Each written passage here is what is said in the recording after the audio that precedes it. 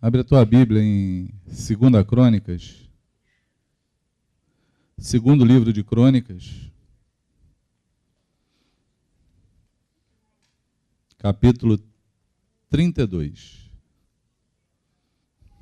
Depois dessas coisas e desta fidelidade, veio Senaqueribe, rei da Síria, entrou em Judá. Acampou-se contra as cidades fortificadas e intentou apoderar-se delas.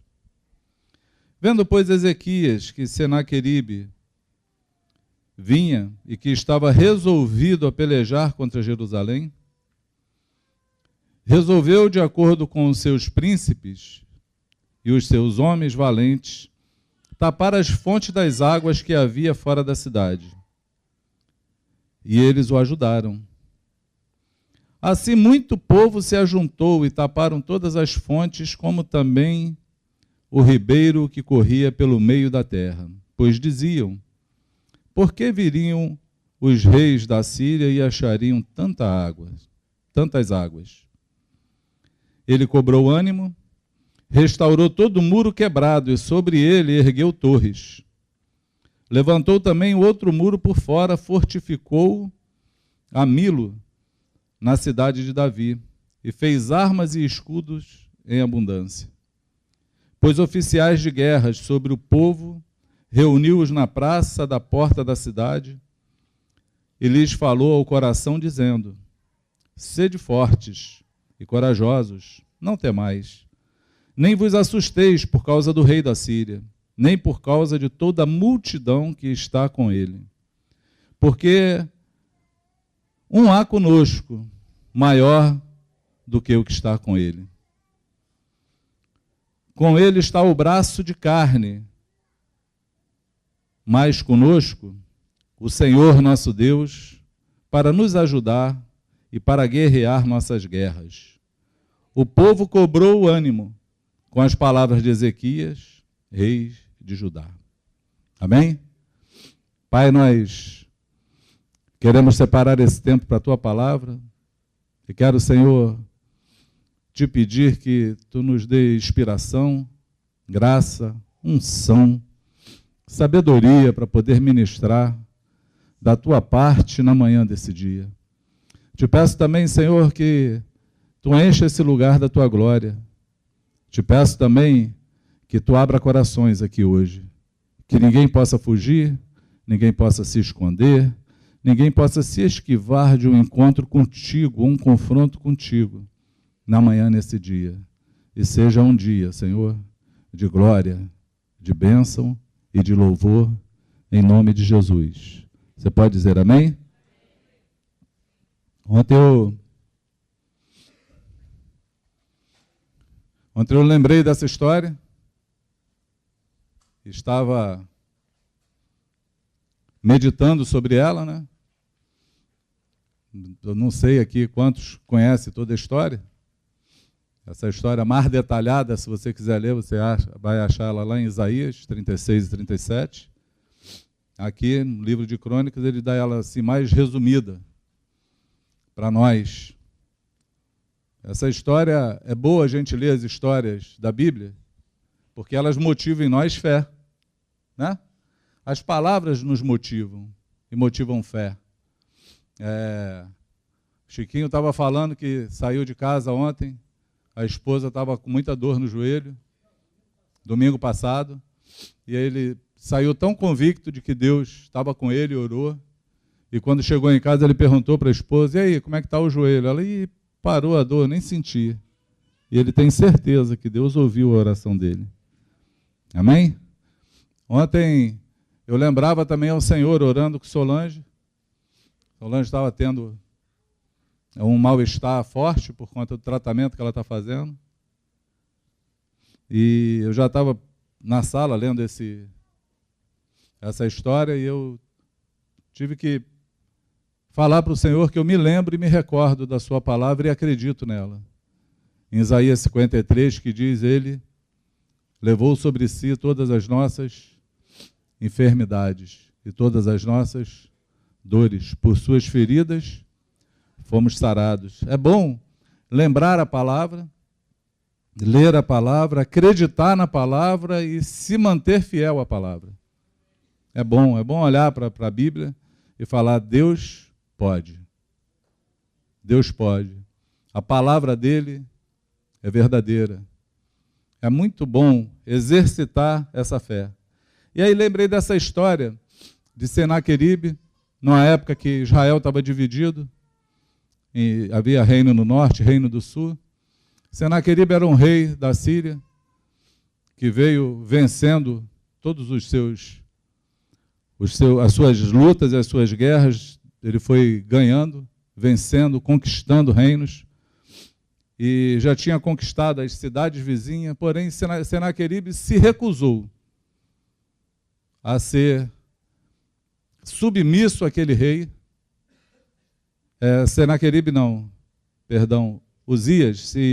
Ezequias se recusou a ser submisso àquele rei, a pagar o imposto que ele cobrava, que era um imposto alto, era um imposto caro, e resolveu confiar no seu Deus. Eu achei interessante essa parte da história. Por quê? Porque às vezes nós vivemos sujeitos e submissos a alguns crivos e a alguns padrões que às vezes o mundo ou o diabo coloca na nossa vida. E nós nos esquecemos da fé e de um Deus que habita conosco, que nos chamou, da palavra acerca de nós, dita por Ele. E podemos viver acomodado com isso, e era exatamente assim que Ezequias vivia, e uma hora ele despertou e falou: não, eu não vou mais viver dessa maneira. E engraçado, porque o texto começa dizendo que depois dessas coisas e dessa fidelidade, ou seja, nós também achamos, ou presumimos, que quando alguma coisa der errado na nossa vida, ela é fruto de algum erro nosso. Ela é fruto de alguma infidelidade nossa. Ela é fruto de algum pecado. Geralmente, quando alguma coisa acontece de ruim na nossa vida, a primeira coisa que a gente pensa é: o que eu fiz para isso estar dando errado? Eu acho que a gente aprendeu isso com nossos pais, porque na hora que alguma coisa acontecia de ruim, era porque a gente de fato tinha feito alguma coisa errada, né? Na hora que o nosso pai olhava feio para a nossa cara ou falava o nosso nome, né? Porque cada um tem um apelido, né? Não é assim? Eu era pequeno lá, me chamava de Dinho. Dinho. Mas quando eu ouvia assim, Cidinho, deu ruim. Quando não veio o Dinho é porque o negócio deu ruim, né? Eu acho que um dia desse foi a Paulinha, ela veio aqui hoje, só para eu lembrar disso. A Paulinha, quando eu chamo ela de Ana Paula, ela: o que eu fiz? Aí nada, me chamou de Ana Paula. Geralmente é Paulinha, né? Quando é Ana Paula é porque alguma coisa deu errada.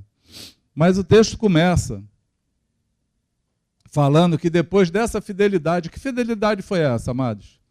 Ezequias, ele derrubou os altares feitos a outros deuses. Ezequias derrubou a serpente de bronze, que veio lá do deserto, onde o povo idolatrava aquela serpente, era um objeto de idolatria. Ezequias, ele limpou Israel e Jerusalém daquela idolatria toda que havia, e reconstruiu altares ao Senhor, e se reportou ao único Deus que era o Senhor vivido. É por isso que esse texto está falando que depois dessa obediência, ou seja, Ezequias, ele tinha sido obediente, ele tinha sido zeloso, ele vinha fazendo tudo certo, e acredito eu que por conta da fidelidade dele despertou Senaqueribe para vir querer vencê-lo.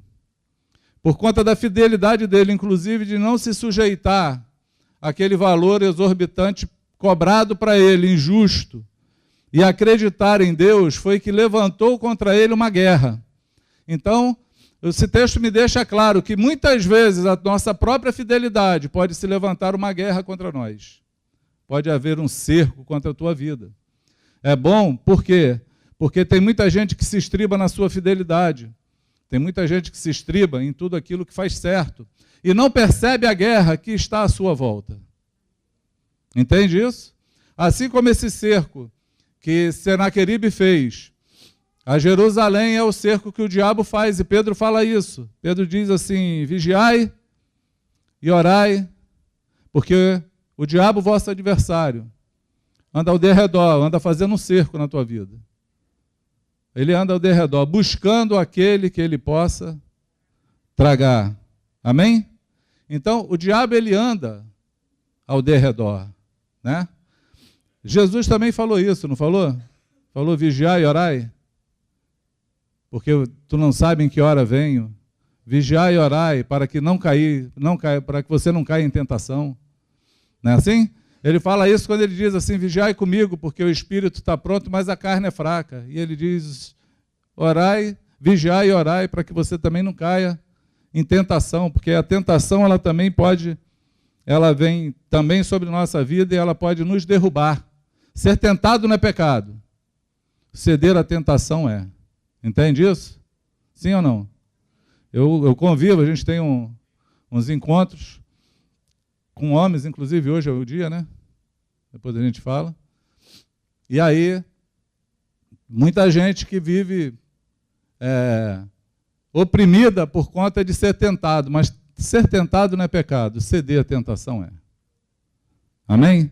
Então, a nossa fidelidade, ela pode atrair muito bem, ela também atrai uma guerra, uma luta, porque Jesus declarou, e aí é bom deixar isso fixado, são coisas que eu vim lembrando que o próprio Senhor falou, e a gente tem que lembrar da palavra de Jesus. Quem falou no diabo foi Jesus. E ele falou assim: porque o diabo veio senão para matar, roubar e destruir. Mas eu vim para que vocês tenham vida e tenham em abundância. Jesus poderia simplesmente falar assim: olha, eu vim para que vocês tenham vida em abundância. E não esquenta a cabeça com o diabo não, porque ele está vencido. Não foi isso que ele falou. Ele falou: olha, o diabo vem senão para roubar, matar e destruir.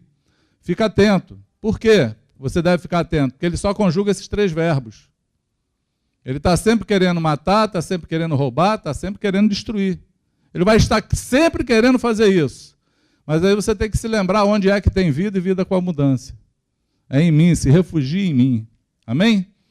Então, depois de uma fidelidade já escrita, já colocada no livro de Crônicas, que Ezequias, então, ele tinha sido fiel a Deus, tinha feito toda a fidelidade, e isso despertou, então, uma ira no rei assírico, Senaqueribe, que veio, então, contra Jerusalém. Deixa eu falar desse rei, só para você ter ideia. É bom a gente falar, é bom conhecer o inimigo. É bom conhecer o inimigo, não para temê-lo. Não está para temê-lo. Por quê? Porque quanto mais eu conheço os ardis do diabo, quanto mais eu conheço até onde o diabo pode levar alguém, mais eu me apaixono pelo Senhor. Porque Ele é maior do que o diabo, Ele venceu o diabo. Entende isso? Mas é bom conhecer o inimigo? É. Nós fazemos uma peça teatral e no final da peça entra uma música lá do DJ Alpiste, eu acho, se não estou me enganado. DJ Alpiste, né? Se você não me conhece, eu vou me apresentar, tem sido assim, para que mudar, não é assim? Uma das coisas que fala, se você prestar atenção nessa música, é que ele fala para todo mundo que ele não existe. Não é assim? Por quê? Muitos pensam que eu não existo. E é melhor não mudar. Eu acho que é mais ou menos isso a música. Deixa assim, é melhor não mudar. Por quê, amados? Porque o inimigo que você não vê, você não se protege, não se defende contra ele. Você não se ataca, não se defende de um ataque que você acha que você não vai ter. Não é assim? Você não se defende. Esses dias eu vi um videozinho de uma cobra mordendo o rosto de uma mulher que quis dar um beijo nela. O cara segurando uma cobra, uma serpente, aí ela foi lá dar um beijo na serpente, a serpente grudou na cara dela. aí puxa a serpente para um lado, todo mundo desesperado, mas porque alguém falou para ela assim, é inofensiva, não morde. Ela não precisou ter receio. Ah, não morde não? Puf, foi no meio da cara. O diabo ele faz isso. Ele prefere se esconder e dizer que ele não existe, dizer que não tem nada a ver, porque uma vez que você não conhece ele, você não vai se defender e logo você vira uma presa fácil. Entende isso? Quem me entende diz amém. Amém? Bom, quando esse rei viu que ele ia ser atacado, e ele conhecia o seu oponente, e o seu oponente ele era muito tenebroso, ele tinha uma fama de que ele vencia os exércitos, aqueles que eles aprisionavam, os soldados, ele matava enfiado numa estaca, ele cortava as orelhas, ele cortava o nariz, ele cortava os lábios, ele vinha num requinte de crueldade nas suas guerras, era um requinte de crueldade. E um exército imbatível. Já tinha vencido vários reinos, já tinham vencido várias cidades. E eram muito numerosos. Ele tem uma conversa, se você for ver em Isaías, que ele tem uma conversa de amedrontando o povo, e ele fala assim, olha, se vocês se renderem, eu vou dar para vocês 2.000 cavalos, se você tem cavaleiro para sentar nele. Vocês não têm nem cavaleiro. Ele vem falando assim, tipo, para Ezequias, tu não tem nada, tu não pode nada. Tu vai morrer aí dentro, cercado aí dentro. Ele cercou a cidade para querer enclausurar eles lá dentro e deixar eles morrerem de fome. Eu ouvi agora que a estratégia lá do Lula, se ele não tivesse se entregue, a primeira estratégia era cortar a luz e a água do central sindical onde ele estava. Era a estratégia da Polícia Federal. Era a primeira estratégia, corta a luz e água. Já começa a vir um caos lá dentro. Imagina, sem água e sem luz, o negócio já começa a ficar ruim, ou seja, forçar para querer sair. É mais ou menos o que esse rei fez. Ele cercou Jerusalém, e ele cercou esperando o seguinte, vocês vão morrer enclausulados aí, encastelados aí dentro, vão ficar presos aí dentro, sem ter o que comer. Porém, nesse texto de Crônicas, diz que Ezequias, ele juntou os soldados dele lá, os príncipes dele, entraram num acordo, e a primeira coisa que eles fizeram foi fechar as fontes de água. Nós lemos isso aqui no texto, não foi?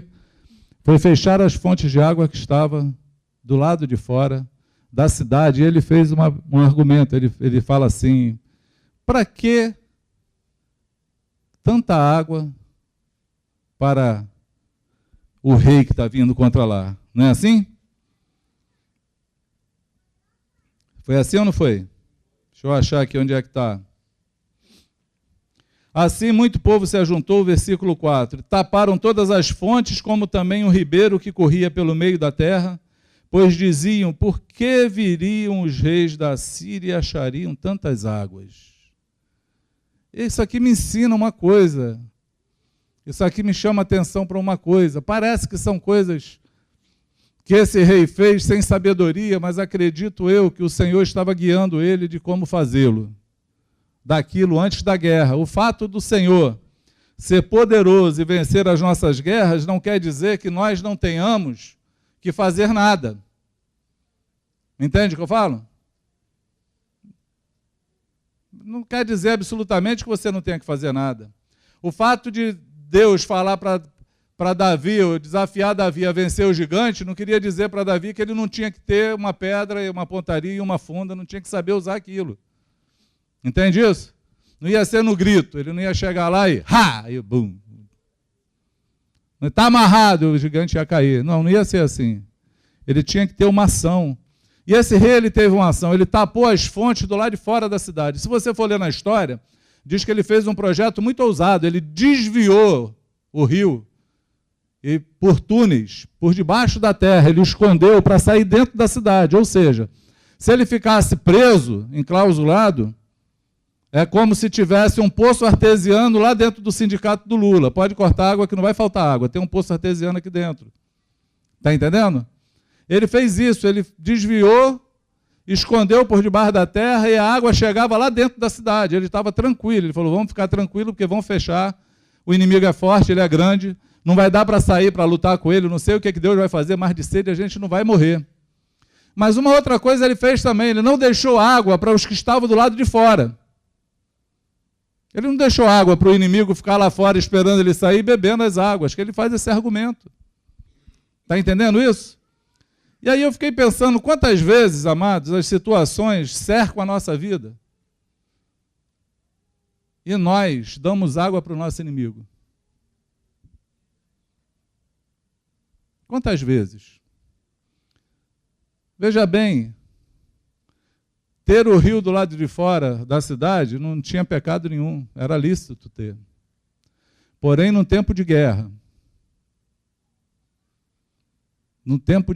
instrumento de trabalho vira arma. Entende isso? Se você está vivendo numa guerra, e nós estamos, e ela é real todos os dias, mas se você está pressionado, se você está acossado, se você está sendo sitiado por um problema que se levanta contra a tua vida, você tem que usar as armas que são lícitas, que são armas de paz, e transformá-las em instrumentos de guerra. Consegue entender isso? Sim ou não? Paulo declara, todas as coisas me são lícitas, mas nem todas me convêm, todas as coisas me são lícitas, mas eu não vou deixar me levar por nenhuma delas. Amém? Ver televisão e usar celular é lícito? É lícito, não é pecado. Mas se você é alguém que está lutando contra impureza, pornografia,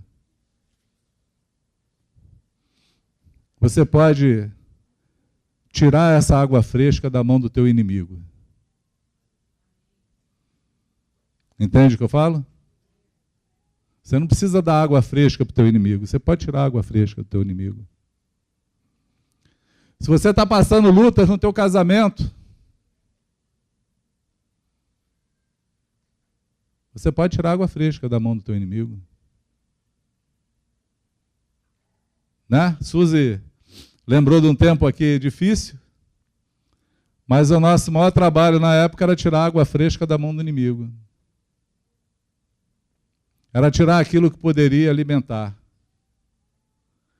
É tirar aquilo que poderia levar ao pecado. Se você está sendo sitiado, você tem que deixar o teu inimigo com sede do lado de fora. Você não pode dar para ele oportunidades para nada. Amém? Se você está no meio do teu casamento e você está sitiado por um problema, acossado por ele, está naquele negócio de que vai, mas não vai, todo mundo se acha que não ama, não se ama mais. Eu quero espairecer. Eu quero dar um rolê na praça com meus amigos.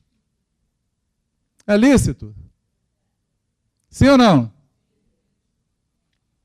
Mas vai dar água fresca para o teu inimigo. Porque ele está exatamente te sitiando para querer destruir, porque ele veio roubar, matar e destruir. Entende como uma guerrazinha na Bíblia, resolvida de uma maneira tão fácil, nos ensina um monte de coisas? Como o Espírito Santo deixa tudo escrito para a gente começar a olhar e saber, primeiro, que a guerra não é sempre porque eu estou em pecado. Às vezes a minha fidelidade pode trazer isso. Entende isso? Sim ou não? Eu já vi gente reclamando que é fiel a Deus, mas passa aperto financeiro. Quem já ouviu? Já ouvi. Eu já vi gente falando que eu sou uma excelente esposa, mas não tenho um excelente marido, ou vice-versa. Eu já vi um monte de gente reclamando que fez tudo certo, mas está sendo confrontado por um poder do mal querendo destruir aquilo que você tem. É porque a tua fidelidade às vezes também leva você para a guerra. A guerra não vem só para o fiel, ela vem para o infiel e vem para o fiel. O dia mau, ele vem para quem construiu a casa na rocha e para quem construiu a casa na areia. O dia mau vem, o que muda é onde a casa está, amado. O dia mau não muda.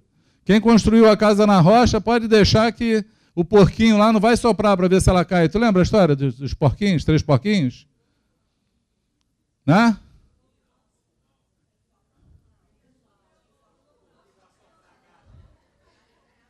Quem sopra é o lobo mau. Então, mas quem faz a casa é os porquinhos. É isso aí. Aí tem muito tempo, a história era pequeno. Mas não é assim? O lobo mau soprava a casa que caía, depois ele não soprou a casa que foi feita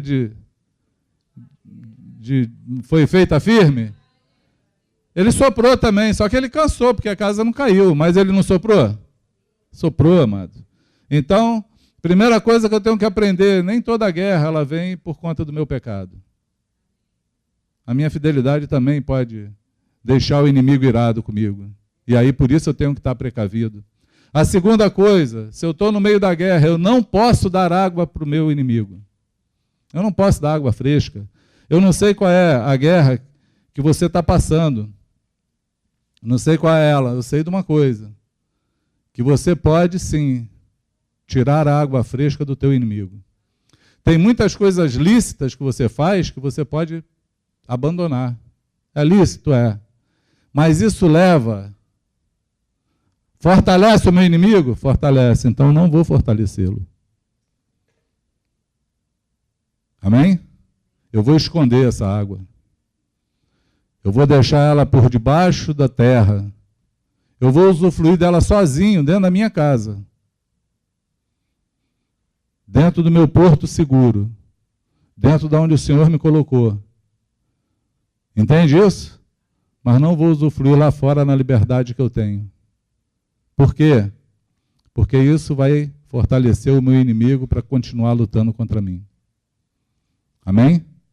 Então existe um tempo onde nós precisamos abrir mão até daquilo que é lícito, para poder fortalecer as nossas fronteiras e não dar oportunidade para o nosso inimigo. Foi Paulo que deixou escrito, não desconsidereis os ardis de Satanás. Entende? Tenha sempre alerta. Outra coisa que Ezequias fez, quando ele cobrou o ânimo e pôs os oficiais sobre ele, ele restaurou os muros. Aqui sim, o muro estava quebrado. Ele foi lá fortalecer os muros, restaurar os muros. O que é restaurar os muros? Tapar as brechas. Ele veio tapar as brechas. Ele pegou todo mundo para fortalecer, para tapar as brechas do muro, para fechar as brechas. E quando a gente fala que o diabo vive ao derredor, buscando a quem possa tragar, ele procura o que para entrar? Brecha. Brecha, amados. Brecha. O engraçado dessa guerra, essa guerra tem muitas brechas. Porque é uma guerra de palavras. É um rei, como é que se deu essa guerra? O cara mandou o mensageiro da lá falar para Israel, na língua de todo mundo, que o rei dele ia lá matar todo mundo e que eles não tinham nenhum poder para fazer nada. Ele veio colocar terror lá dentro, medo, dúvida. Ele colocou uma bomba lá dentro, na verdade, uma bomba da dúvida.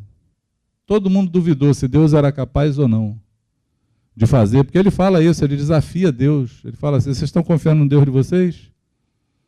Por acaso o Deus das outras cidades que a gente ganhou, salvaram elas? E ele não estava falando de outras cidades, não, porque ele já tinha o exército do norte, a cidade do norte do povo judeu já estava escravo, ele já tinha vencido. Ele agora tinha sitiado só Jerusalém, que era onde estava Ezequias. Isso poderia fazer um monte de gente pensar assim, olha, deu ruim. Deu ruim. Como é que está a tua fé? Como é que está a tua vida? Porque assim, não é só o pecado, amados, que abre brecha contra o diabo, não. Não é só o pecado. Entende? Não é só o pecado. O pecado abre brecha, isso a gente já sabe. Abre. Tem pecado aí? Confessa. Vomita. Fala a ele, pede perdão. Arruma a vida. Arruma a vida porque a guerra está vindo aí. Se o inimigo entrar pelo muro, acabou a guerra. Perdeu ela. Não vai ter como aliviar o dano depois. Entende? Pode ser restaurado depois, mas o dano vai chegar. O dano chega na tua vida. Então corre enquanto é tempo. Corre, confessa teus pecados. Fecha tuas brechas, para de pecar. Faz isso com força, com rapidez. Mas é só o pecado que é brecha? Não, amado. A incredulidade também é brecha. A falta de fé é brecha. A dúvida é brecha. Entende isso? Paulo deixa uma coisa muito curiosa escrita. Ele fala assim que tudo que não é feito por fé é pecado. Tudo que não é feito por fé é pecado. Essa semana, aconselhando uma jovem, eu fiz essa pergunta. Está em dúvida? Está insegura? Estou. Então, tem uma placa de trânsito que ela conjuga com a Bíblia. Quem é motorista aí? Mas tem umas placas de trânsito, tem uma placa que diz assim, olha, na dúvida, não ultrapasse. É engraçado essa placa, por quê? Porque ela está justamente aonde é permitido ultrapassar. É lícito. Não tem aquela faixa dupla de proibido ultrapassar. Pode ultrapassar, mas tem uma placa lá assim, ó, na dúvida, não ultrapasse. Todas as coisas me são lícitas, mas nem todas me convêm. Todas me são lícitas, mas nem todas me convêm. Na dúvida, não ultrapasse. Não tem fé? Não vá. Não tem fé? Não se arrisca. Espera, porque Deus coloca fé. Consegue entender o que eu falo? Se faz sem fé, é pecado. Imagina você entrar numa guerra sem fé nenhuma. Como é que faz isso? Eu sempre ouço as pessoas, a galera é legal porque todo mundo é sujeito, pede conselho para tudo. Para tudo, tem gente que exagera. Quero comprar um carro, beleza. Vou te falar do carro, tá joia. Aí eu consulto aqueles que entendem de carro, né, Guedes? Vou lá consultando a galera lá para ajudar os irmãos, né, Guedes? Por isso que eu fico lá perturbando. Aí não, compra um Corolla é bom. Aí daqui a pouco o cara liga. Mas é prata, o que tu acha?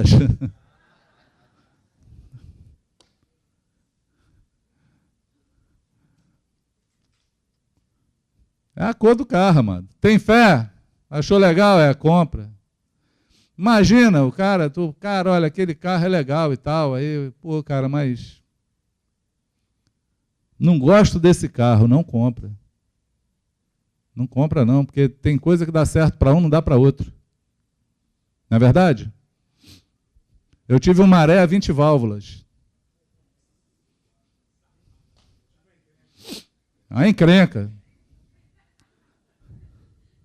Até o irmão que vendeu, comprei com o Guedes, ele esperou chegar e ver o carro, mas não fechou, né? Comprei pelo telefone. Cheguei lá, e aí, tu já botou o cheque? Não, estou te esperando chegar. Tem certeza? É isso mesmo que tu quer? Cheio de fé. Não, esse é meu carro. Ele, rapaz, coçou a cabeça assim. Tá bom. Mas 2 anos com carro. Nunca deu oficina. Eu acho que eu sou o único dono de Maré que nunca fui para oficina com ele. Com 2 anos, andando mais do que a má notícia. E vendi o carro pelo mesmo preço que eu comprei, não perdi nada. Fé. Fé faz isso, amado. Agora eu não posso pegar e falar, não, compra uma Maré que é legal, porque é a minha fé. Aí o cara compra, no outro dia está na oficina. Fé. Tudo que não é por fé é pecado. É curioso isso. É curioso. É uma outra palavra que Paulo fala também, é conflitante ela, mas a gente precisa ter entendimento dela. Ele fala assim: todas as coisas que alguém faz com fé não é pecado. Se tu tem fé, tem em ti mesmo. Tudo é lícito para aquele que tem fé. Aí, rapaz, complicou o negócio. Porque o cara vai ter fé de ter 3 mulheres.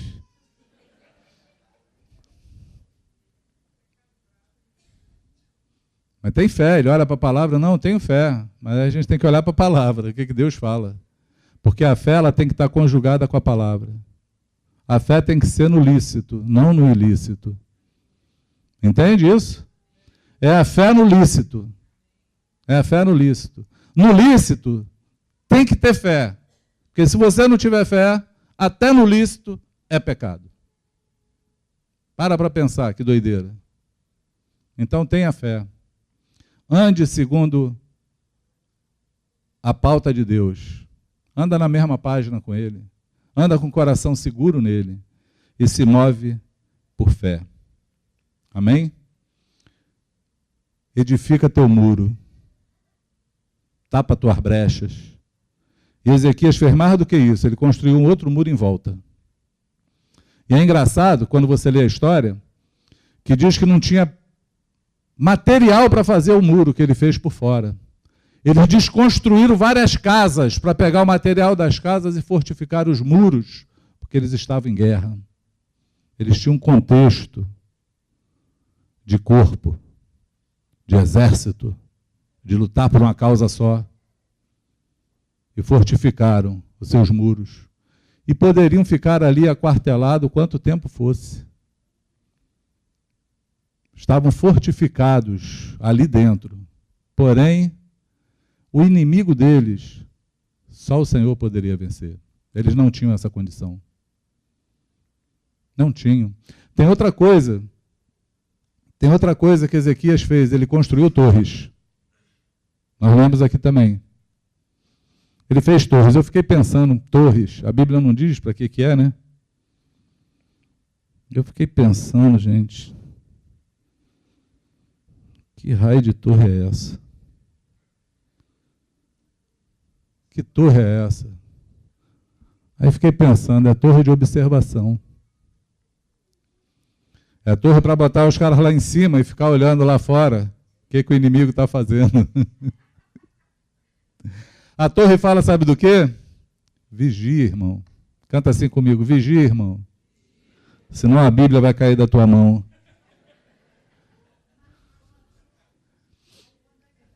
É, o smartphone vai cair da mão, vigia. Você tem que vigiar e conhecer o teu inimigo.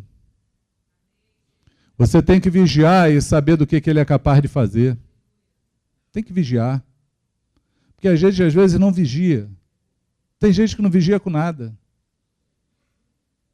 Tem gente que olha para as coisas e acha que nunca vai acontecer.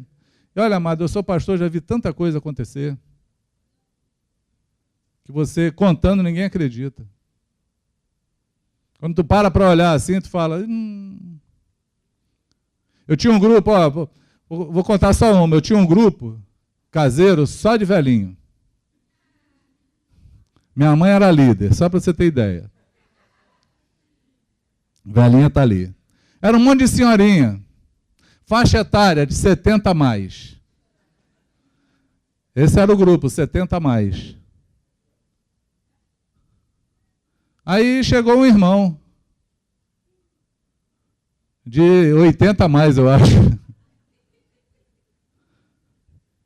E onde é que o irmão queria ficar? Lá no grupo das velhinhas. Eu falei, tá, fica lá, tá todo mundo em casa. Aí uma reunião de liderança, os irmãos chegaram para mim e falaram assim, Cidinho, o que esse irmão está fazendo lá no lugar que só tem mulher? Aí eu, gente...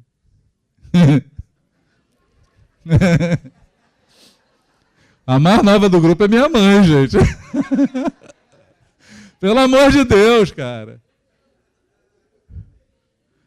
A turma vê mal em tudo que é lugar. Não tinha a torre de vigia. Não estava vigiando. Eis que nós perdemos uma ovelha. Eis que o velho lobo levou a ovelha. Esse soprou e a casa caiu. Porque o porquinho não foi prudente. Aí depois os irmãos olharam para minha cara, pastor, você pecou. E eu... É verdade. Vigia. Sempre vigilante. Sempre alerta. Não demole para o teu inimigo. Amém? Construa torres. Construa torres. Construa torres na tua vida. Constrói torres. Desperta. Não deixa o teu inimigo chegar de surpresa e te levar. Vigia. É tão engraçado isso que todas as vezes que você vê falando sobre vigiar e orar, o vigiar está sempre na frente do orar. Jesus falou, vigia e ora. Pedro falou, vigia e ora. Porque o vigiar vem sempre na frente do orar. Entende isso? Um dos quesitos, ou requisitos, que... Não é o nome do cara, meu Deus? Gideão usou, Deus usou, na verdade, com Gideão para mandar um monte de gente embora, foram aqueles que baixaram para beber água e tiraram os olhos lá da frente. Gideão tinha 32 mil homens. Aí Deus veio falando assim, ó, quem ainda tem mulher em casa, você vai para casa. Quem é covarde, tem medo de ir para a guerra, vai para casa.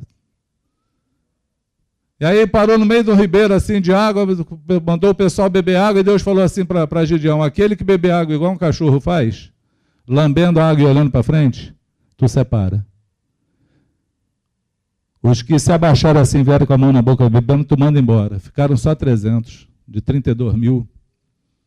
Porque no meio de 32 mil, só tinham 300 que vigiavam. Estavam ali fazendo algo lícito, bebendo água lícita, mas estavam com o olho vigiando para ver se o inimigo vinha, porque eu não vou morrer bebendo água. Amém? Então, vigia o tempo todo. Não demole para o teu inimigo. Mantenha uma torre de vigia. E aí, vem a parte mais importante dessa história toda. É que chegou diante do Senhor essa guerra. Mas chegou como, amado? Porque esse rei, embora tenha sido prudente, embora tenha feito tudo isso, fortificou toda a casa dele, ele teve um momento de muita humildade. Ele já tinha mandado recado para o profeta já tinha falado com ele, já tinha voltado. Mas ele se ajoelhou diante de Deus assim, pegou uma carta que o inimigo mandou para ler na língua deles, hebraico, aramaico, que todo mundo entendia, falando assim, olha, tem um acordo para fazer com vocês, ou a gente vem aqui e destrói todo mundo, ou vocês se rendem para nós e vão beber água fresca com a gente.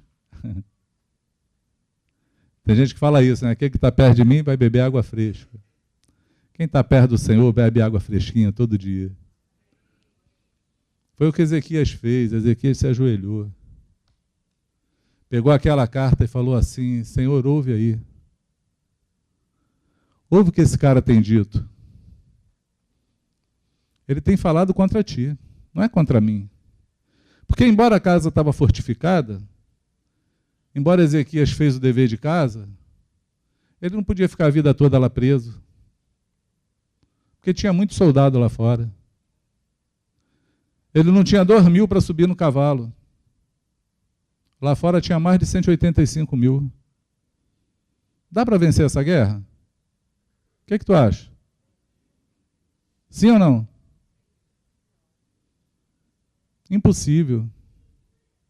Você já esteve diante de alguma coisa impossível para fazer?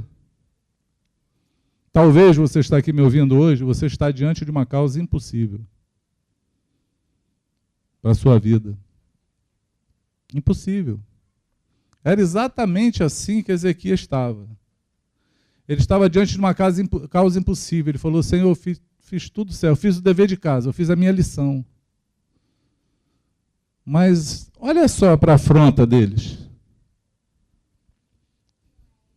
Olha o que ele tem falado, Senhor. Não é contra mim, não, é contra ti. Porque ele não zomba de mim, ele está zombando do Deus que eu sirvo. Na verdade, amado, quando o diabo quer trazer a derrota para a tua vida, ele está zombando do teu Deus, que ele está dizendo que o teu Deus não é poderoso para te dar a vitória. E quando nós esmorecemos diante da luta, nós estamos fazendo a mesma coisa. Nós estamos falando assim, Deus não é suficiente. Deus não é suficiente. E aí eu vou ter que ceder. Nada. Ezequias foi lá e chorou diante do Senhor, mostrou a carta dele. E falou assim, luta a nossa guerra. Amados, naquela noite, você vai ler no capítulo 21, no versículo 21, está escrito assim: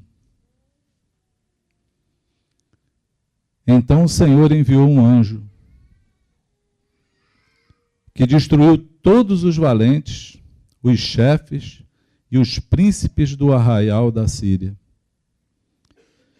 E esse, com o rosto coberto de vergonha, voltou para sua terra, tendo ele entrado na casa de seu Deus, e os seus próprios filhos ali o mataram à espada. Isaías diz que esse anjo matou naquele dia 185 mil homens. Era mais ou menos assim, Ezequias estava orando de noite. Deus mandou o anjo dele lá no arraial, um anjo. Amanheceu o dia, tinham 185 homens mortos. Só cadáver. Só ficou o rei para ver aquilo. Para saber quem era o Deus que ele estava lutando. Já parou para pensar nisso?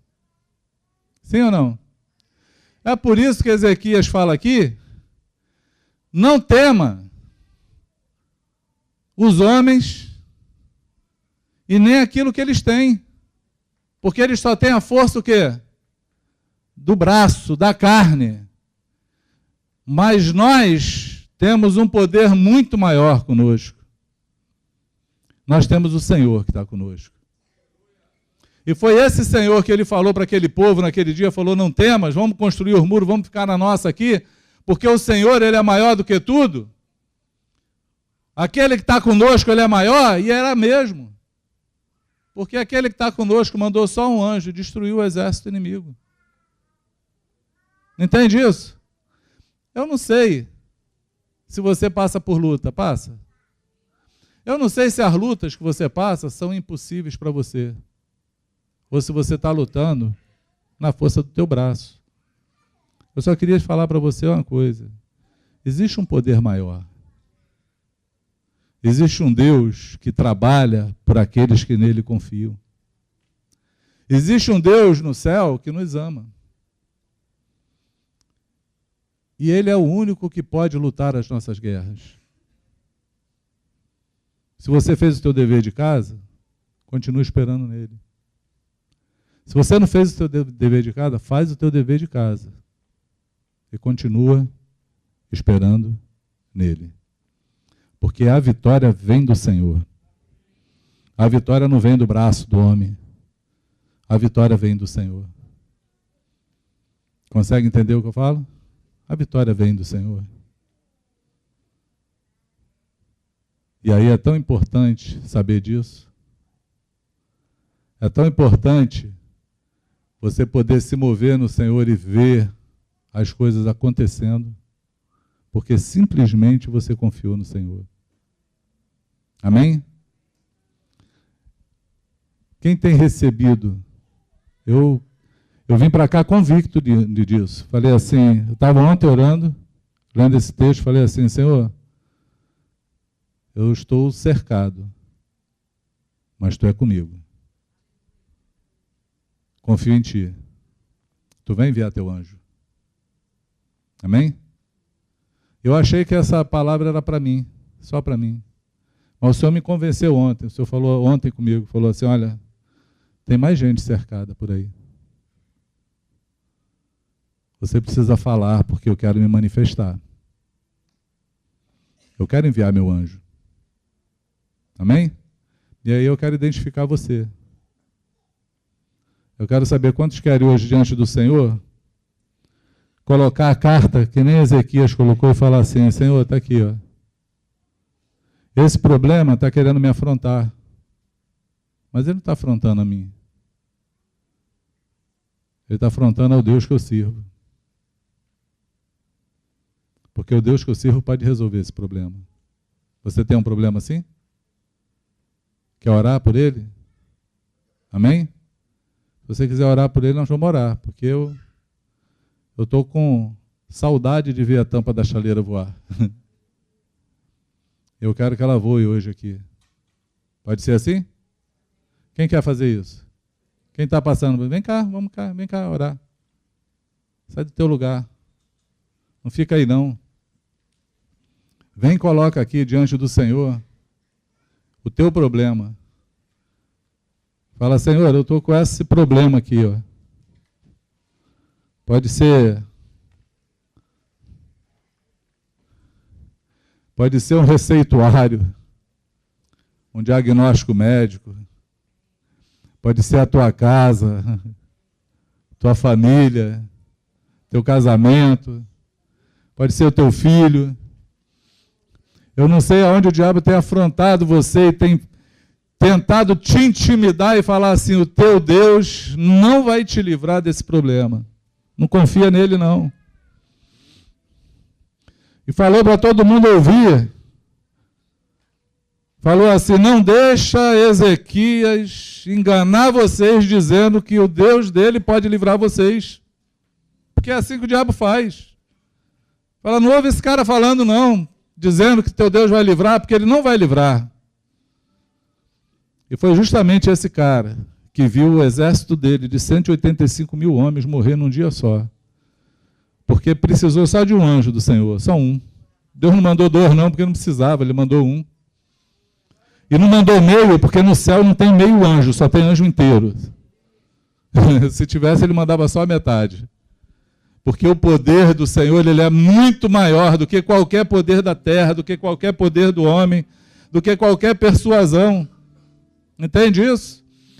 A solução não está nos homens, não estão nos médicos, não estão nos psicólogos, não estão nos psiquiatras.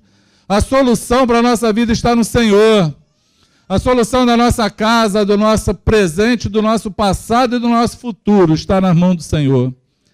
Ele é o dono de todas as coisas. Ele é o Senhor dos exércitos. Ele é aquele que reina soberanamente. Foi essa oração que Ezequias falou, Senhor, Tu és o Deus que criou os céus e a terra. Tu és o Deus que é dono de todas as coisas. Tu és o Deus, Senhor, em que nada pode sair das tuas mãos. Tu és aquele que governa sobre tudo.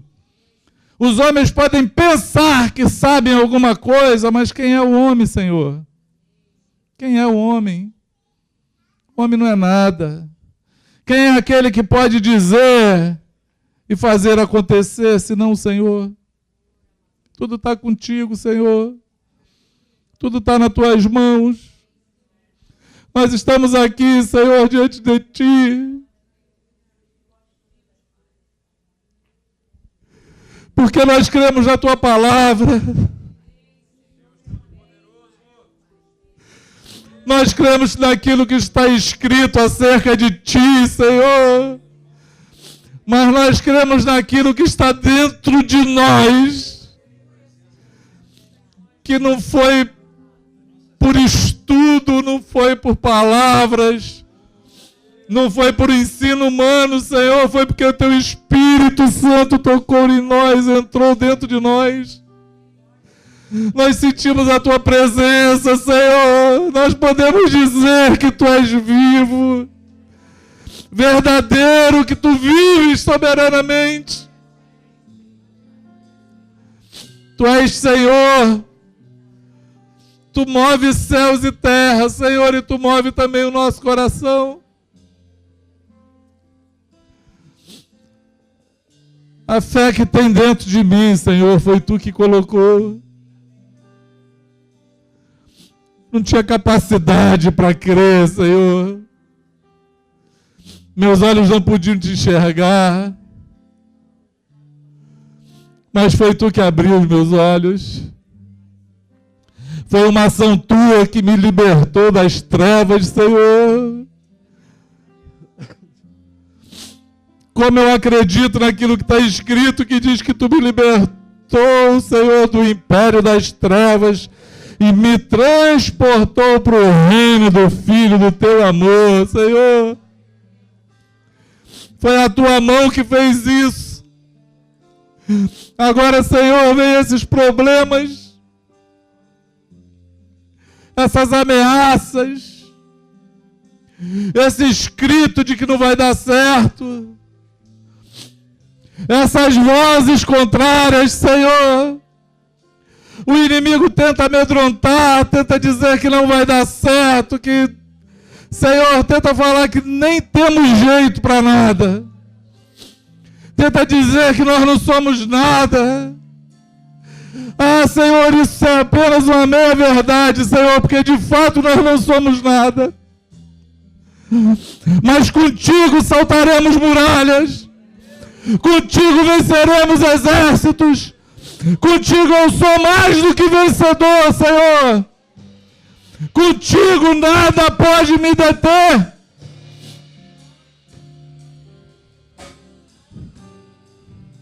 Tu és o Deus da minha existência.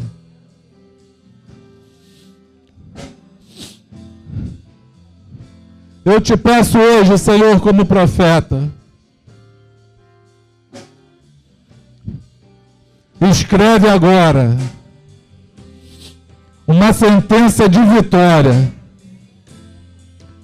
Libera o teu anjo agora. E cada uma dessas guerras aqui,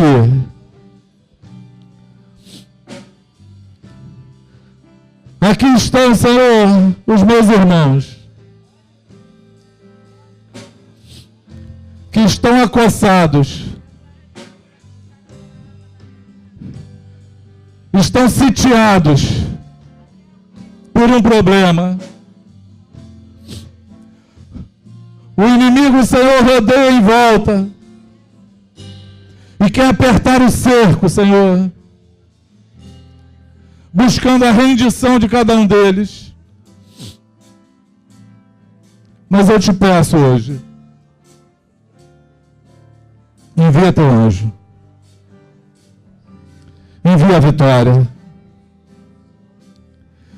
Toca, Senhor, nessas situações. Derrama, Senhor, do teu fogo do céu. Consome os teus inimigos. Quebra essas fortalezas. Tira a arrogância desse exército, Senhor. Tira a arrogância desse exército.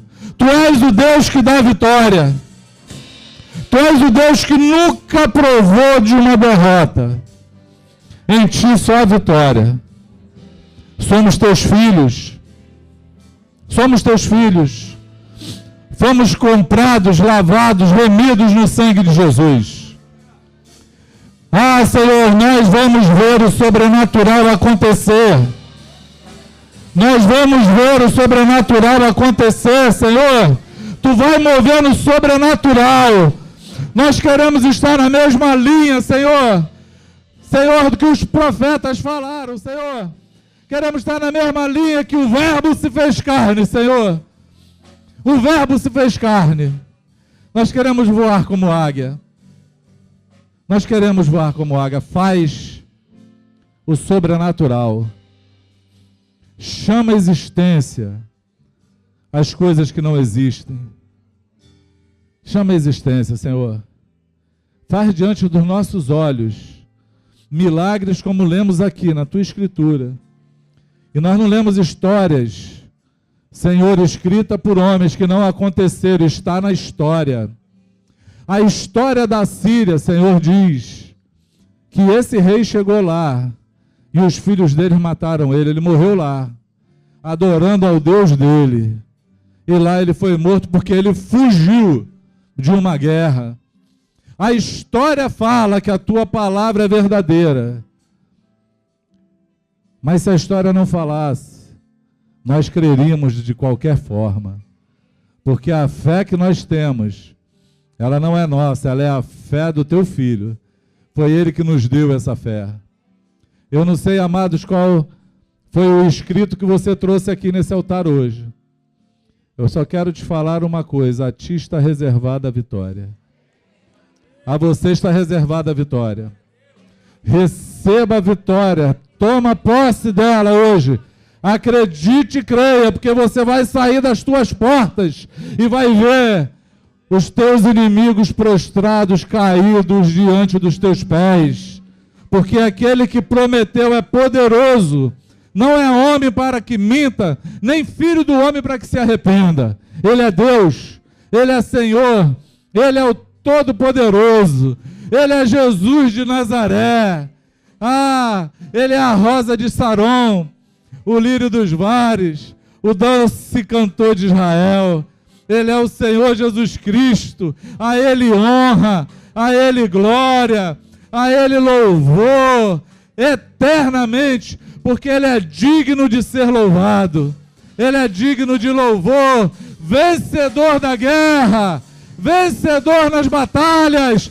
Levantai, ó porta, as vossas cabeças. Levantai-vos, ó portais eternos, que entrará o Rei da Glória. Quem é esse Rei da Glória? É Jesus! É Jesus! Aquele que venceu, o Senhor dos Exércitos! Ele é o Rei da Glória!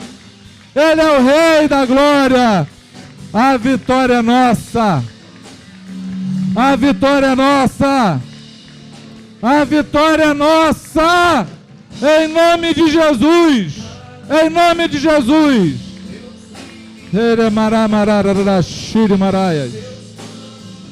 Ora machora de canta charamaraya ribaramara shiri marai.